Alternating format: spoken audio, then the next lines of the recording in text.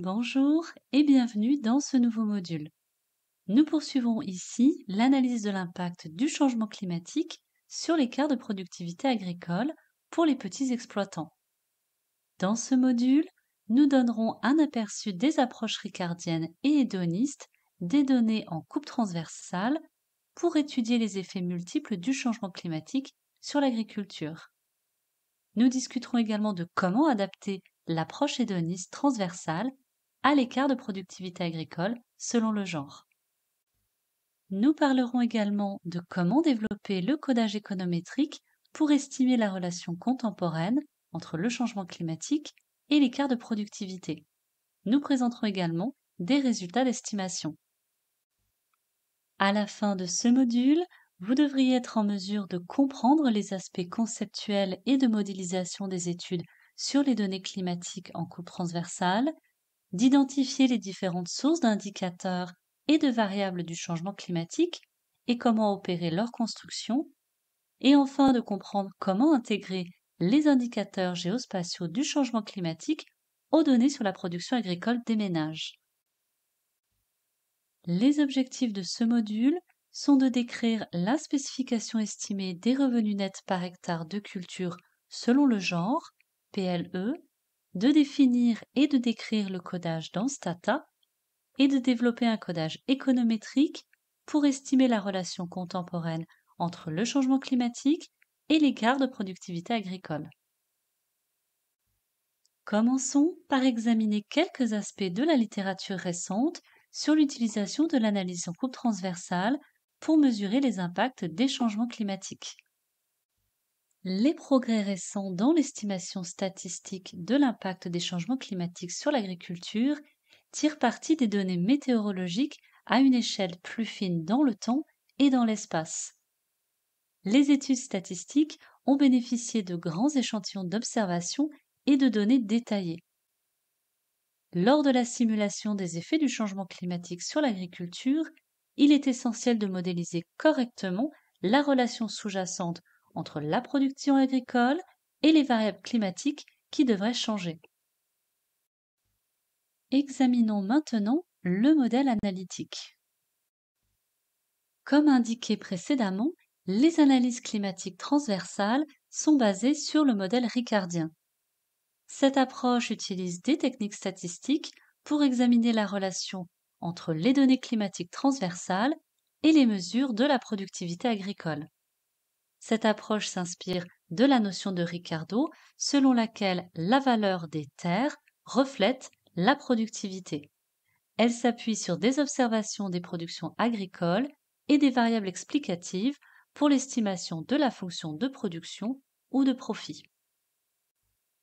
Les analyses transversales tiennent compte de l'adaptation puisqu'elles supposent que les agriculteurs de différents endroits ont eu le temps de s'adapter à leur climat local.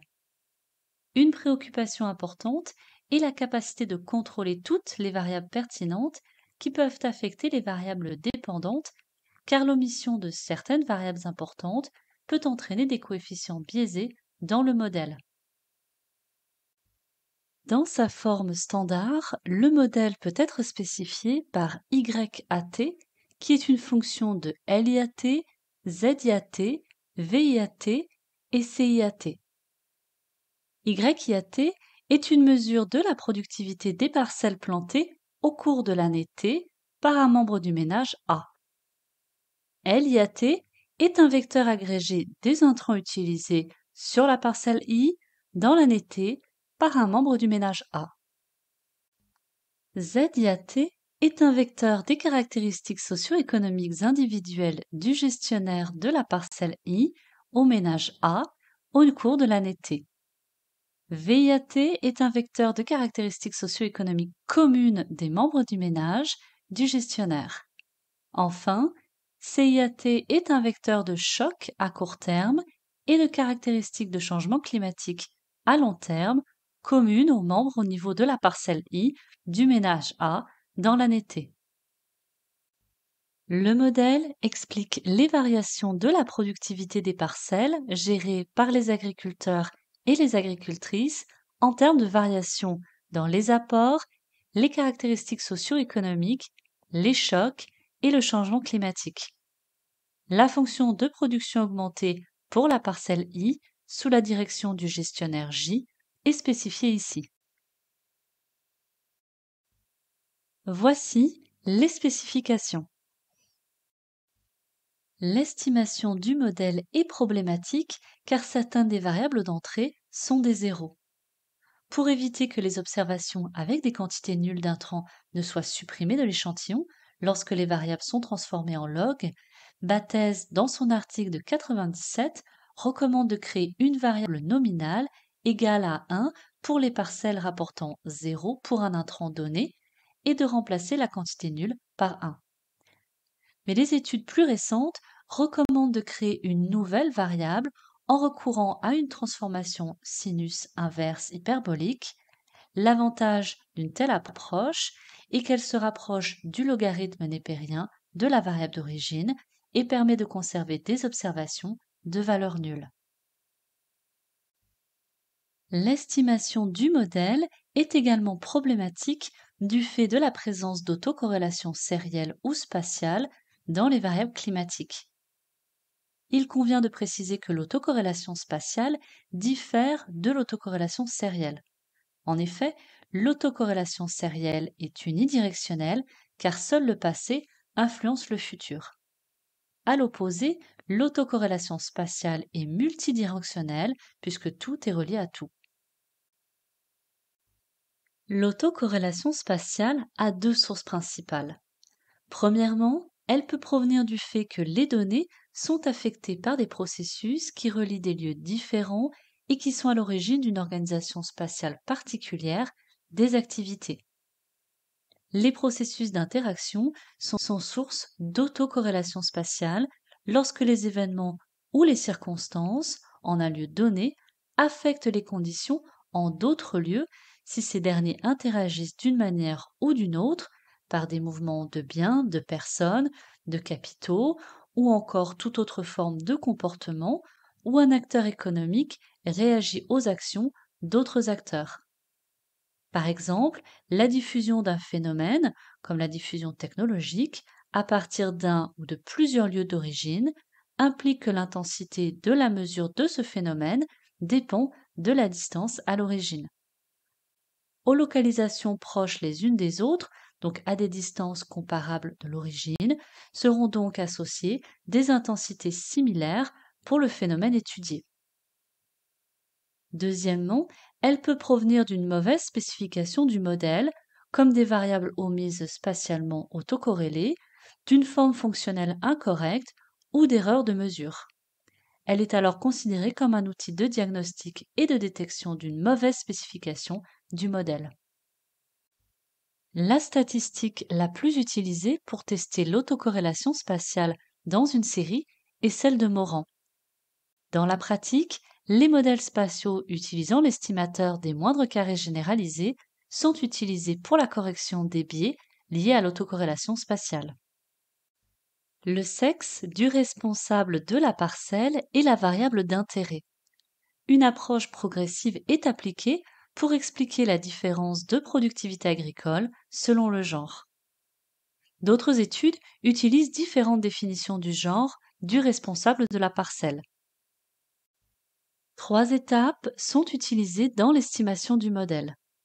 Première étape, l'estimation d'un modèle complet étendu pour déterminer l'écart de productivité selon le genre au sein du ménage. Deuxième étape, utiliser la décomposition de type Oaxaca-Blinder pour décomposer la partie qui est expliquée par des différences de groupe dans les variables explicatives et la partie inexpliquée. Troisième étape, utiliser la fonction d'influence recentrée, RIF, pour passer de l'évaluation des écarts moyens aux décompositions au quantile de résultats. Pour obtenir les deux différences, expliquées et inexpliquées, des coefficients non discriminatoires doivent être inclus dans l'équation de l'écart. Les coefficients non discriminatoires sont ceux obtenus à partir de la combinaison de la valeur attendue de la récolte sur la parcelle dans les données regroupées, qui comprend également la variable nominale du genre. Pour l'estimation de la première étape, trois fonctions de production distinctes sont estimées. Le modèle 1, c'est-à-dire le modèle de fonction de production de données regroupées, ainsi que le modèle 2, de fonction de production sur le sous-échantillon de parcelles géré par les agriculteurs masculins, sont présentés ici. Le troisième modèle, le modèle de fonction de production sur le sous-échantillon de parcelles géré par des agricultrices, est présenté ici. Pour la suite, la décomposition de type Oaxaca Blinder appliquée à la fonction de production, où la valeur de la récolte prévue par hectare pour les gestionnaires est présentée ici. La décomposition double de l'écart de productivité selon le genre est ensuite obtenue de la manière suivante.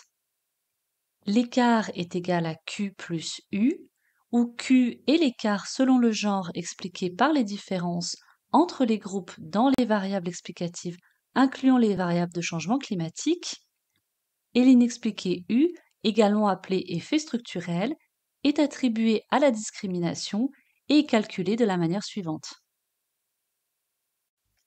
Maintenant, pour la troisième étape, nous appliquons la décomposition de la fonction d'influence recentrée RIF et nous réestimons les étapes 1 et 2. Cette mesure permet de faire la distinction entre ce qui se passe aux extrémités supérieures et inférieures de la distribution de la productivité. La régression RIF est semblable à la régression par MCO, mais la variable dépendante est remplacée par le RIF des statistiques de distribution d'intérêt. Le RIF est donné par les équations présentées ici. Une attention particulière devrait être accordée à certains éléments, notamment l'inclusion des effets fixes régionaux dans l'équation de production. En fait, l'effet fixe régional absorbera tout effet confusionnel qui pourrait être causé par des facteurs non observables qui sont constants dans le temps et dans chaque région. L'inclusion d'effets fixes régionaux équivaut à un ajustement conjoint des données qui consiste à soustraire la moyenne du groupe de chaque observation qui appartient à un groupe. En règle générale, les effets fixes régionaux tiennent compte de la persistance spatiale des caractéristiques du sol, du climat et de la géographie. Deuxièmement, des études ont révélé qu'un modèle log linéaire correspond plus étroitement à la valeur des terres agricoles que les modèles linéaires où le climat avait un effet additionnel sur la valeur des terres. Des études transversales estiment un modèle ricardien à l'aide de données pour une seule année ou deux. Toutefois, les données de panel peuvent être utiles pour examiner les impacts transversaux. Les données pour plusieurs années permettent aux chercheurs de tester la stabilité des coefficients dans le temps. Plusieurs années aident également les chercheurs à faire la distinction entre les effets à long terme, qui sont constants au fil du temps, et les effets à court terme, qui peuvent varier selon les conditions météorologiques ou temporelles. Regardons maintenant un résumé des résultats obtenus dans le cadre de notre application. Voici les statistiques descriptives sur les variables de notre base de données. Nous présentons ici les résultats du test de comparaison moyenne selon le genre dans les régions d'analyse.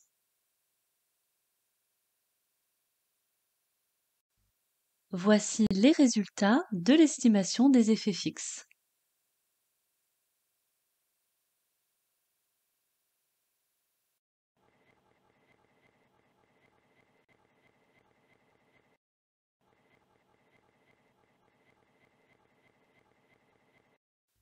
Voici maintenant les résultats de la décomposition Oaxaca Blinder.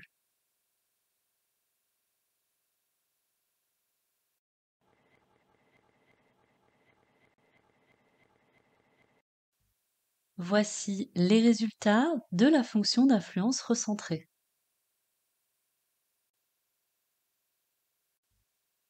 Regardons maintenant une application en Stata en utilisant la base de données du module précédent. Pour l'estimation des effets fixes, vous pouvez utiliser le code Stata affiché ici. Pour la décomposition de Oaxaca Blinder, il faudra utiliser le code présenté ici. Enfin, pour la fonction d'influence recentrée, voici le code Stata.